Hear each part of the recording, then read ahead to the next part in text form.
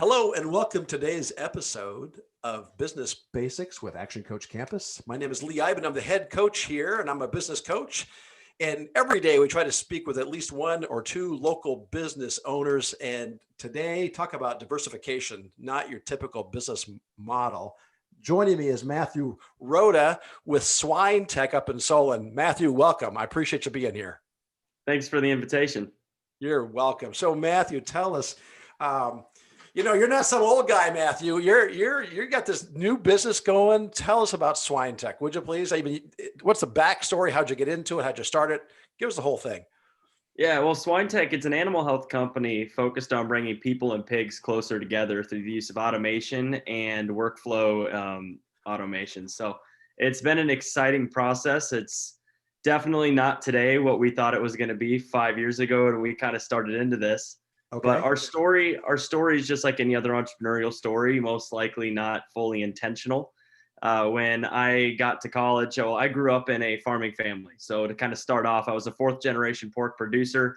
Family was rooted in Iowa, but I was born in North Carolina and pig country down there. Moved to Oskaloosa, Pella, Iowa. Helped my dad and grandpa on the farm, but went to school to be an obstetrician unintentionally. The medical committee said, do something different, find a way to stand out from your peers. I asked them, well, what if I managed a sow farm and treating piglets and C-sections and birthings of thousands of piglets and managing employees? And they said, that would actually be exactly what we're looking for.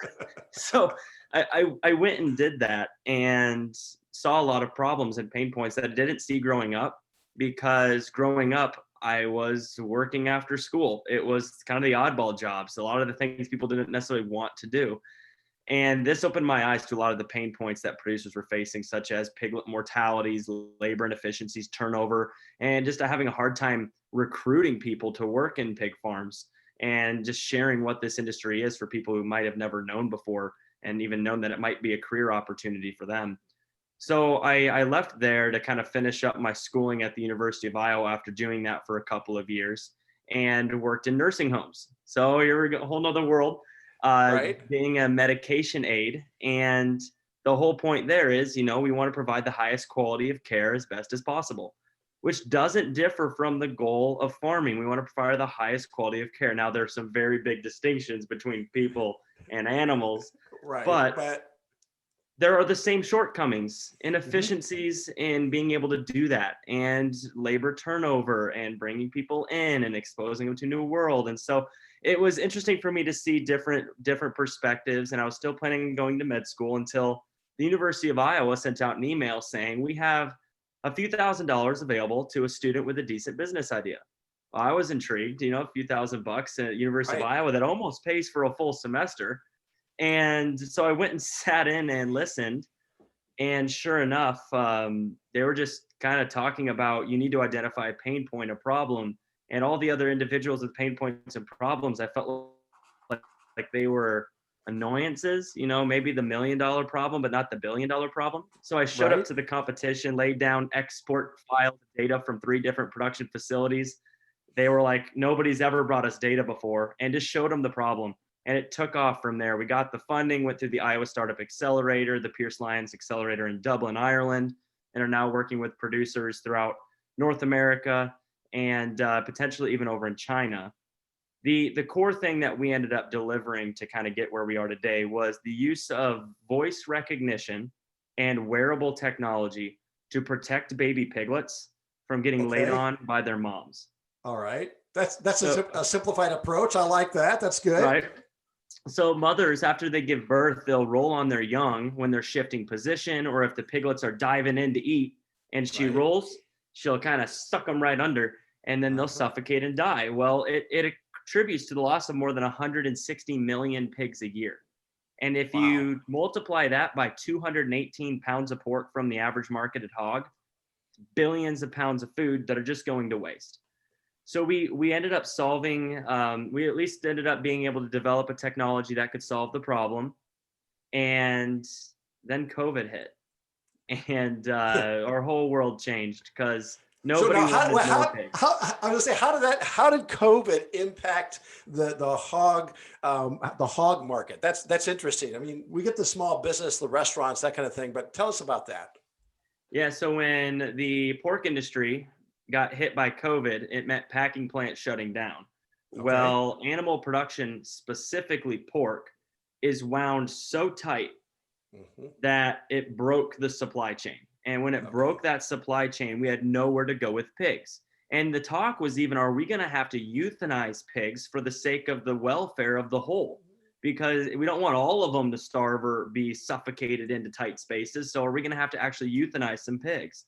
Well, Sure. unfortunately, we didn't really have to get there in most places in the world, but nobody wanted more pigs. And that was our entire value proposition. Pay Hmm. us to help you Hmm. get more pigs. So it was a Right. wasted expense. So we had to come up with new ways to solve problems. So what did you do? I mean, well, first of all, let's back up before we get to that point. So you manufacture uh, technology, or how does that work? If I've got this problem and I call you guys up, tell me, how does that problem get solved in real terms? So it kind of depends. If you call us, say, hey, we have a problem with piglet crushing, we want to try your technology. What we do is we'll manufacture in-house the product, we'll ship it out to you, we'll train your team members, we'll upgrade your facilities, and we'll send you off and rolling so you can increase your piglets' survivability. Typically, we'll see about a 30-some% drop in piglet crushing Okay. overall, and All right. that attributes to a pretty good ROI for producers, Oh, for depending on the sure. timing of the market, right? Like not Right. during Right. COVID, like 6 months ago, but Exactly. that's typically what happens. Other than that, if a producer or somebody was to reach out and say, "Hey, we have a problem we want to solve," we do have a full team of engineers that all the way from hardware to cloud, machine learning development that we can develop just about anything. It's just a matter of time and money. Wow. Wow. So how many employees do you guys have then, Matthew? So right now we have a modest 13, Okay. but very well diverse and skilled. Right. All located in the same area, or are you throughout the U.S.? All from Eldora to Solon, so within a couple hours driving. Okay, that's good. So tell me, so when COVID hit, tell me, what did you guys have to do differently? A lot of stuff. So when COVID hit, there was kind of that couple weeks of what the heck are we going to do? It, Sure. it it wasn't very clear what that was going to look like. We had just raised a few million in funding. Actually, it was 5 million in funding to kind of propel our business. So we had the luxury of thinking long term, which many startups did not. So we were Hmm. blessed and fortunate to have that. And it took a couple weeks, but first thing we figured out was we're going to have to find a new way to connect to our industry. And in order to do that successfully, we need to not be an annoyance. We don't want to be the guys calling up, "Hey, are you better now?" Right. And we wanted to join them in on getting to the next step. And so what we actually did was we developed a podcast. Oh yeah, Yeah, love those. developed the Popular Pig podcast, where we interview producers and influencers throughout the industry, and even some people outside of the industry that are experts in, let's say, leadership team development and other areas that can help producers and their teams get better. And then also share what's going on around the world. Because with Right. COVID, we were all kind of blinded to our own Hmm. geographical location. And I think that was very fascinating how we all kind of thought the grass was greener on the other side or darker on the other side. And I think we were all living a very similar experience.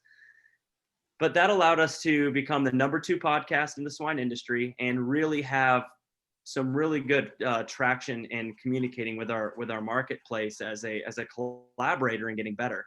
Shortly after that, what we found was we're just going to schedule calls with over 60% of the marketplace. And we are going to have candid customer discovery conversations about what's going on, what next.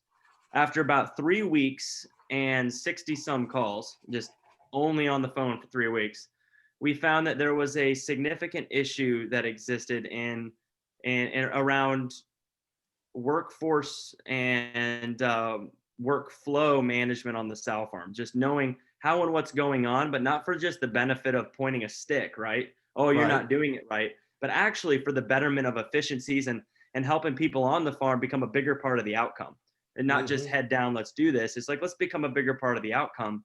And ultimately what we found, which was pretty fascinating when we look back at where I started, was that there were pieces of efficiencies of manufacturing, elements of being a good herdsman in the swine industry, and then the quality of care aspects from healthcare and nursing fused together created an eye-opening experience for producers where people were like, that is what we need.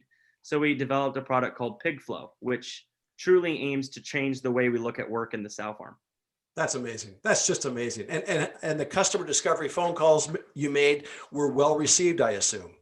Very well received. I think that's one of the benefits we had going into COVID, and one of the downfalls for any company wanting to join an industry. I think it'd be really hard to hop into a new industry, a traditional one such as ours in COVID. Right. But we had already had those relationships to lean on. And so everybody had time. Nobody was traveling. Nobody was going to conferences. So having that hour phone call was just available. And the Popular Pig Podcast, that's the PP, that's the other acronym for PPP, right? PPP, yeah, there you go. I love it. So are you still doing your podcast? I am. We've done about 28 episodes, and hope to get to 30 by the end of the year. And that's great. It's been going well. That's fantastic. So tell me, what's on the horizon for you guys? I mean, you guys are worldwide now, correct? Just in North America right now, but that's what's on the horizon. Is that how do we expand this global? We've had global demand for a long, long time, but the hardware aspect of our business and all the certifications that you have to go through and not spreading yourself too thin, right, kept us grounded in North America. But with software and with an app, right, there's a little bit more opportunity to bring this throughout the world. And so whether it's Colombia, Chile, Russia, China, we have a lot of interest in our PigFlow application. That's fantastic. Yeah, it's all about scalability, isn't it? Correct. And how well we can do it and how fast.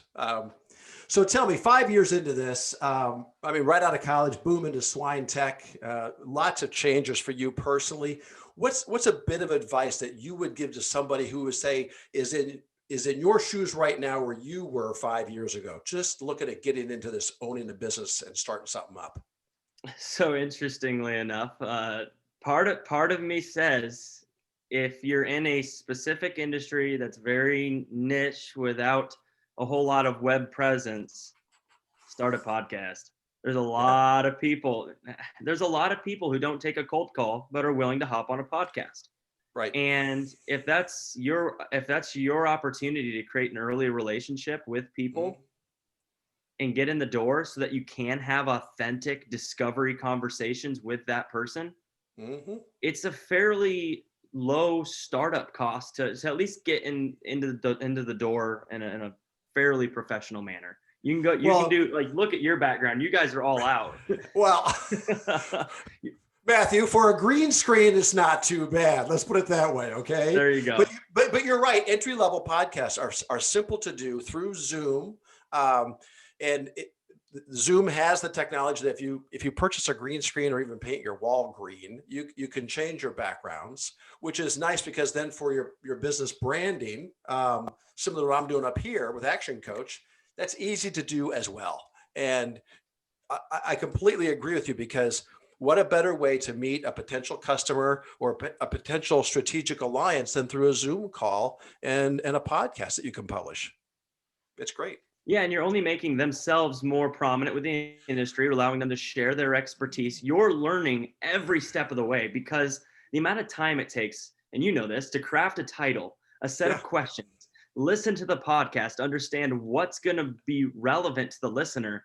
Right. You have to learn. And if you can come back to that person the next time around and be more prepared to add value to them through a very authentic and professional conversation about whatever they might be interested in, it's just going to give you that ability to, talk through the problems, understand the potential gains, and maybe even form a partnership around an initial trial. Right. And I love this platform just because we can see each other, talk to each other, see that we're not some kind of alien from outer space or something, but we're just a couple of guys, just talking. And I love that whole format. So, and it shows that you're willing to put in the time too. Like, I can give anybody a phone call. Would that take me a couple minutes to find your number? But if I'm willing to craft the email with the questions, formulate an episode, push it out there, it shows that I care. Right. And I think that matters. It does, especially in the Midwest with our Midwestern values. So I got to ask you, you said you were born in North Carolina, whereabouts?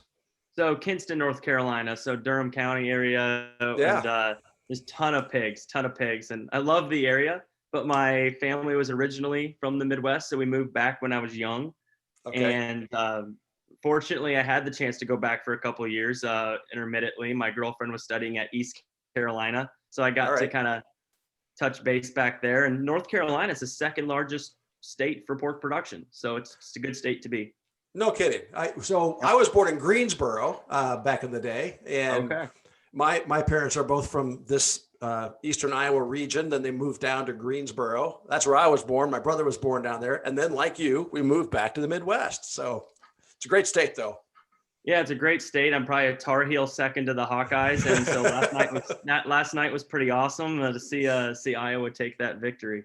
That's right. Oh, fun. That's a lot of fun. Well, Matthew, thanks a lot. I won't keep you any longer. I know you're busy. But before I go, Matthew Roto was our guest today from SwineTech up in Solon, and fascinating story, Matthew. And I really appreciate you sharing that. Thank you so much.